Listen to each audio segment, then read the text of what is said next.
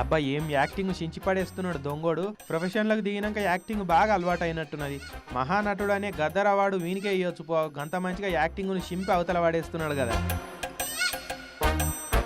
చెమటలు పడుతుంటే చేతులు కట్టుకొని నిల్చున్నాడు కదా, వీడు దోసుకుందామని శుభగడియలలో అడుగు పెట్టిన ఇంట్లో వీని గాశారం గడిబెడైపోయింది. మంచిగా అర్ధరాత్రి కట్టర్లతోటి తలుపుకున్న తాళం బలగొట్టి ఇంట్లోకి పోయిండు.